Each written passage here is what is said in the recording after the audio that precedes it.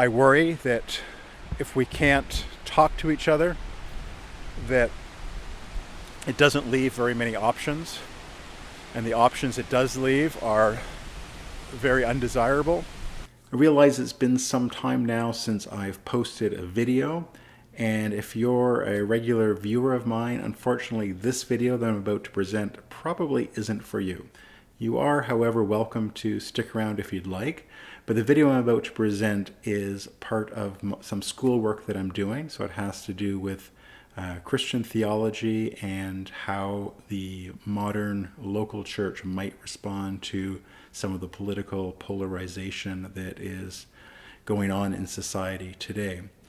So I was on hold with my studies due to the University of Waterloo requiring proof of vaccination. They've since rescinded that particular requirement, so I am back.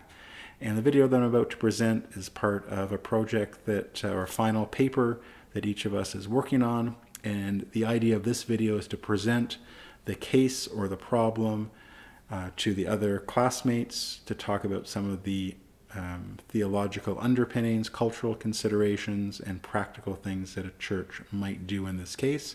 The purpose of the video is to spur discussion amongst class members and to help one think about one's final paper. So if you're still listening to this, maybe you do want to listen in, you're certainly welcome to. If not, please come back another time when I've posted some other videos that are more in keeping with this channel. So without further ado, if you're interested, here is the video for my classwork. I've noticed that there is a lot of political polarization these days, that we tend to talk past one another, and there's very little we tend to agree on. The only things that we tend to agree on politically is that the problem in our world has to do with those people over there, not ourselves.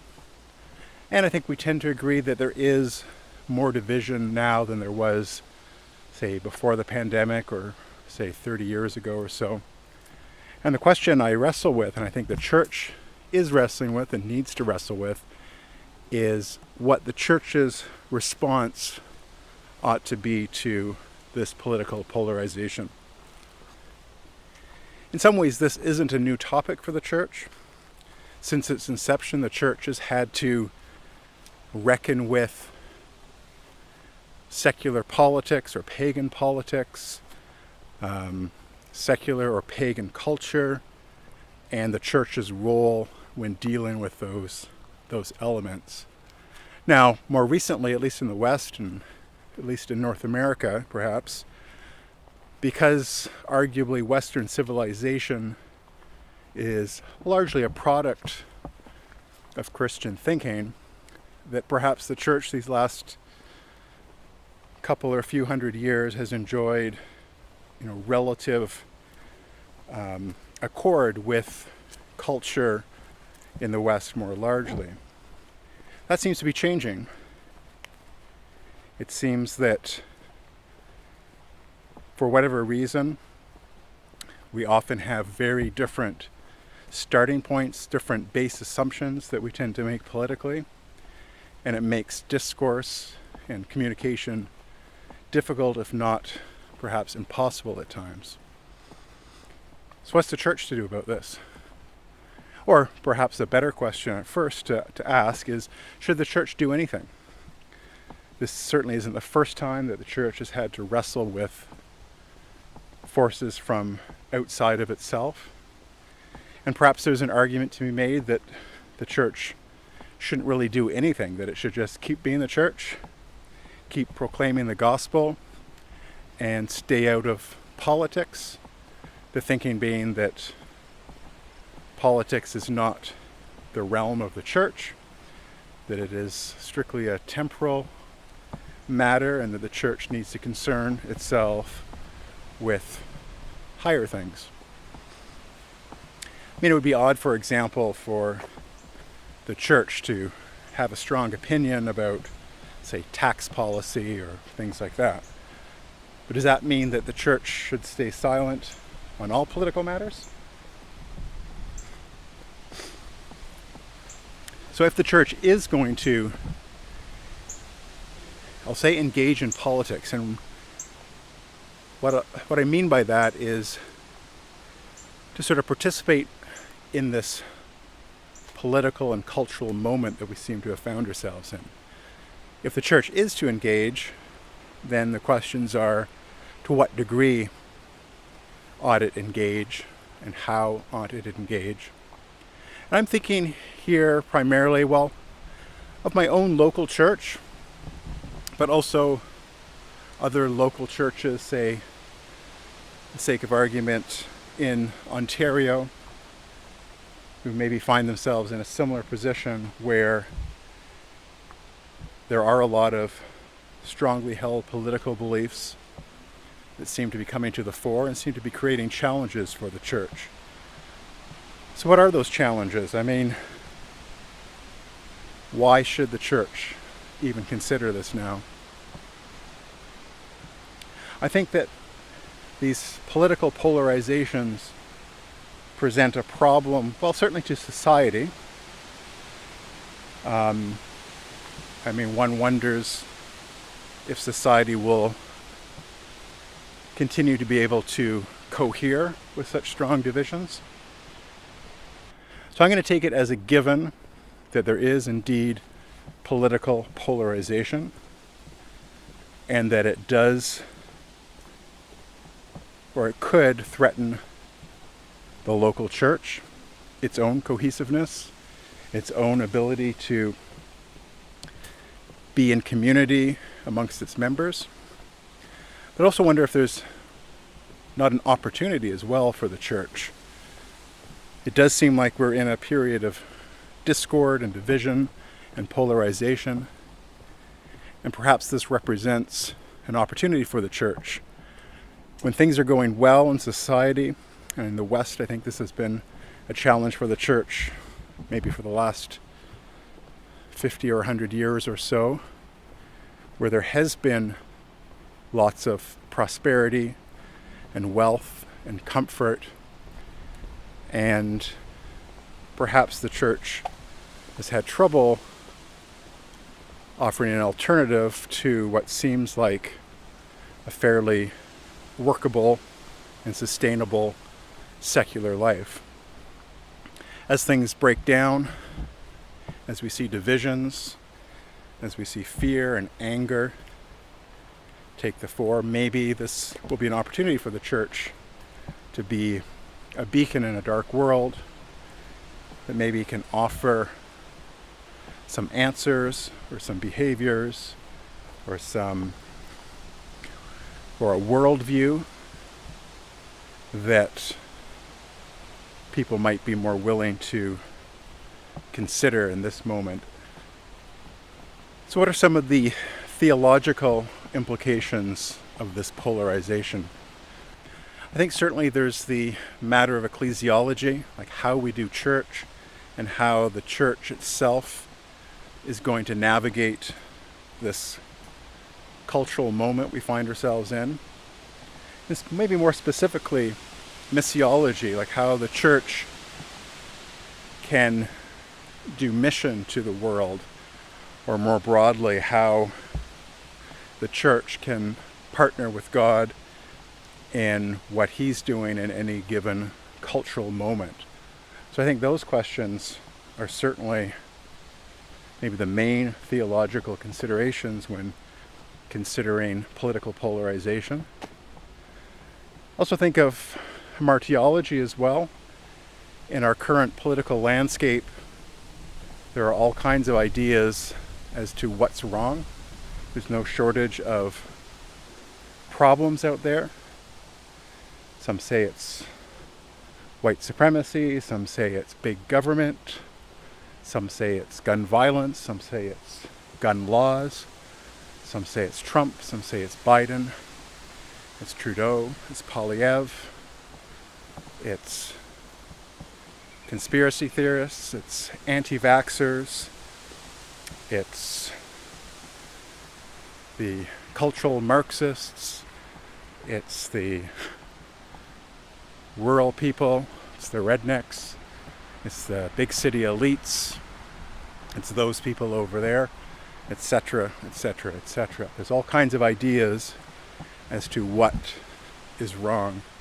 I think the church, the local church, and the church more broadly can offer an alternative to this with its own theology on martyrology specifically, that the problem is sin, that it's our humanness, our human nature to be fallen and broken as individuals, not just as a class of people or people that hold specific political views, but each of us, no matter how virtuous we might like to consider ourselves, that each of us falls short. Each of us brings a certain amount of discord and pathology into the world through our sin.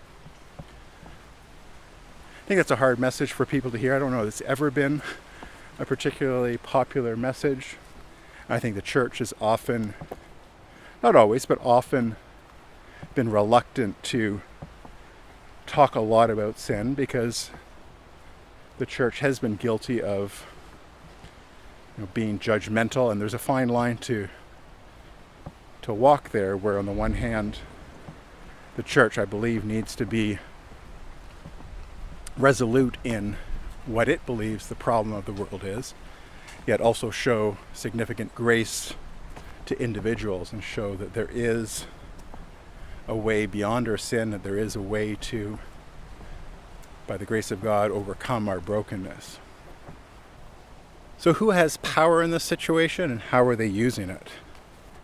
I guess it's an interesting question. I mean, lots of entities, lots of people have power in this to varying degrees. Some that come to mind is the news media certainly has power, and the tech companies, especially the social media companies, have a lot of power in this. And it's not just the companies and the media companies that have the power, but I guess those specific systems. And I think it's no surprise that, and I think lots of people have said this before me, that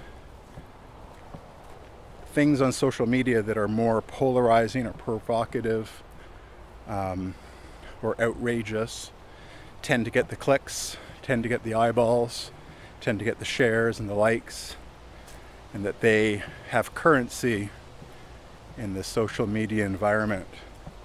And so when someone has a nuanced view, those views tend to not get as much exposure.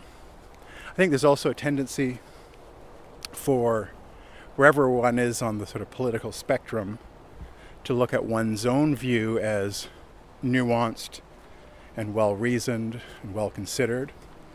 But then when we look to social media and see the other side, we tend to see more of a caricature of the other side, because we're seeing through a filter that has selected for the most provocative, the most outrageous, the most beyond the pale things that the other side has said or done. So yeah, certainly these media companies have power. I think the church certainly has power in this. I mean, as a believing Christian, I believe that the church is the body of Christ here on earth, and collectively its members are called to do God's will on earth, to make disciples and to teach them in the ways of Jesus, and to be a community for one another. So, and I believe that's powerful. I believe that the church is guided by the Holy Spirit, and that the Holy Spirit is God.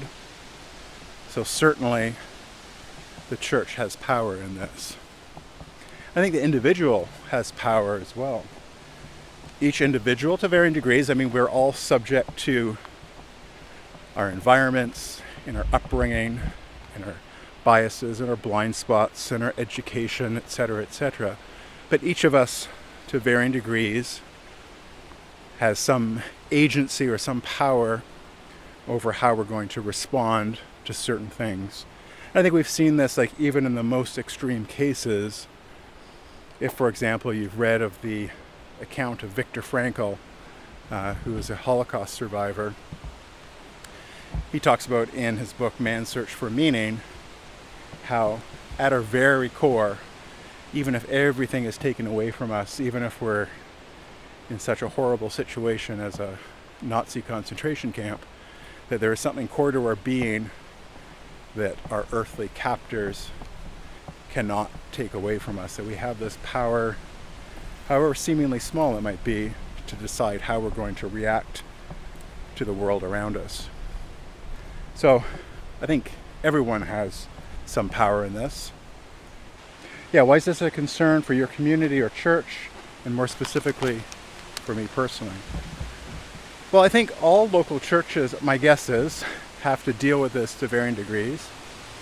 My local church is, I guess on one hand, a rural church, but it's on the cusp of a relatively large southern Ontario city of Guelph, where I live. So I think that, not that it always comes down this way, but I think there's historically and currently been some division in terms of worldview between people who are predominantly rural, in general, tend to be more conservative about things, and people from cities, larger cities especially, tend to be more progressive in their political outlook. So my local church, I think, has to deal with this. I think all churches have to deal with this post-COVID world. And although COVID, I guess, encompasses a lot more than just political polarization, that seems to be a major part of it.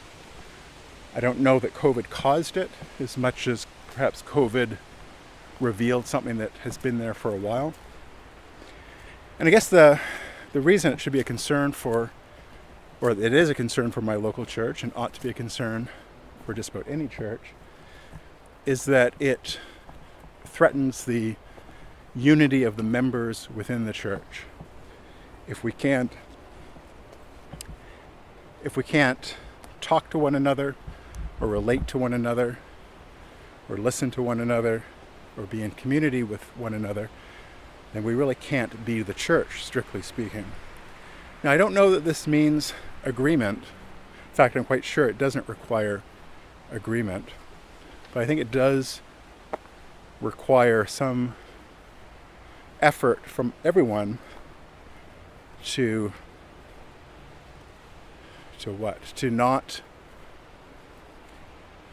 subordinate their political ideals to an ideal that's even higher than their political ideals. I think in the Christian context, that ideal would be God.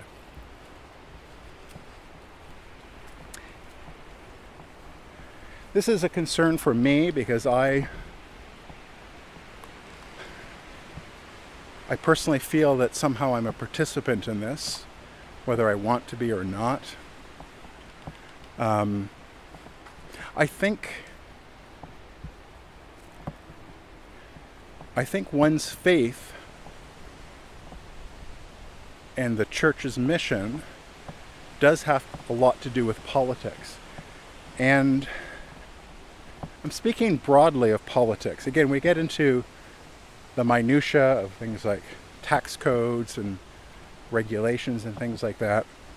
But I think at its base, politics is about how we think society is best ordered, what makes for a fair and just society where the interests of the individual can somehow exist alongside of the interests of the collective. Again, there's no easy answers to these, but these are questions that certainly have a lot to do with one's cosmology and what one thinks of the human condition, what our place in the world is exactly. So I think Christian theology has a lot to say and has had a lot to say about politics in the largest sense of that word. If we're living out our faith, we can't help but have that influence our views on things like politics. Now, I want to be careful here because, having said that, I think a lot of people probably fall into this trap, and if I'm honest, myself included, or if we go through that reasoning, we think, well, I've got a certain faith or a certain worldview, and from that come certain political ideologies or views. And so if my politics is tied to my faith, and I believe that my faith is true, and then I see someone who has different politics, it can be tempting to conclude, therefore, that somehow they might not or must not be tied into the same faith that I am. And I think that's specious reasoning, but I think it's a tempting rut for someone to get stuck into, because it's one of those things that seems like it's right if you don't examine it. But of course we all have blind spots. So I think that's the other thing about this political polarization that is worrying. I think we were meant to be in community with one another. And I think that the way we make sense of the world has a lot to do with how we interact with other people. We take things in, we see things a certain way, and then we check those with other people. Are you seeing the same things I'm seeing? Are you sensing the same things I'm sensing? And we sort of compare notes and hopefully help one another out with one another's blind spots, which are inevitable no matter where we stand. And the trouble with this polarization is it encourages us to spend most of our time with our own tribe, with people who have the same underlying assumptions as we do. And then those underlying assumptions tend not to get challenged. If churches were to make an effort to, encourage people to be together in the same time, in the same space, and interact with one another, that can be helpful. I think maybe broadly, the church sort of admitting is not the right word, but just being honest that there are a lot of differences politically, and to encourage people to sort of have an open mind. I mean, maybe the Anabaptist churches might be uniquely gifted, but might have something unique to say to this. My sense is within the Anabaptist tradition, there has perhaps been a little more tolerance for theological diversity. Maybe that's not the case, but it's sort of a sense I have. Or maybe by getting it wrong so many times, they might have some expertise in this area. So maybe looking to how the church has dealt with theological differences, and maybe see where they've been successful in maybe not reconciling those differences, but at least finding ways to be in community despite these differences, and then applying those same ideas, or those same practical steps to the question of political polarization. Maybe the local church could host something like a TED Talk type conference, or I want to say debate, but I think that connotes too much conflict, but some sort of discussion or panel type conference where the church convenes different speakers or thinkers from diverse points of view within the community, maybe outside the church community even, and tries to facilitate some kind of discussion that encourages people to hear views that are different than their own. There's this idea of steel manning. I'm not sure how widely that's known.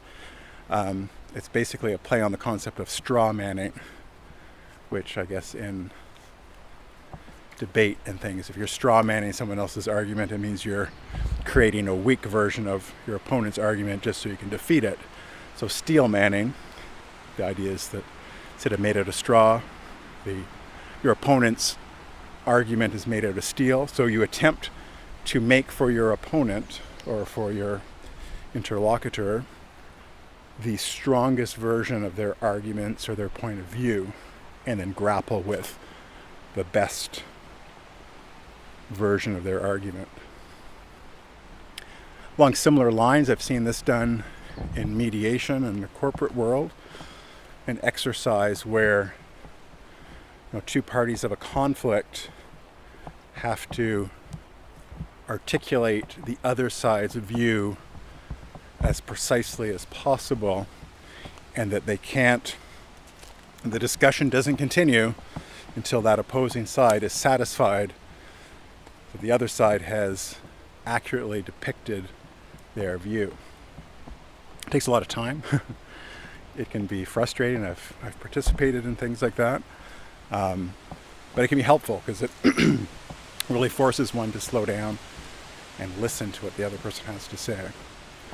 Similarly, maybe the local church could find other local churches that are maybe when I say like other local instances of a church, maybe in geographic areas or cultural areas where it's likely that the politics would be quite different, and then attempt to bring members of each church together to talk about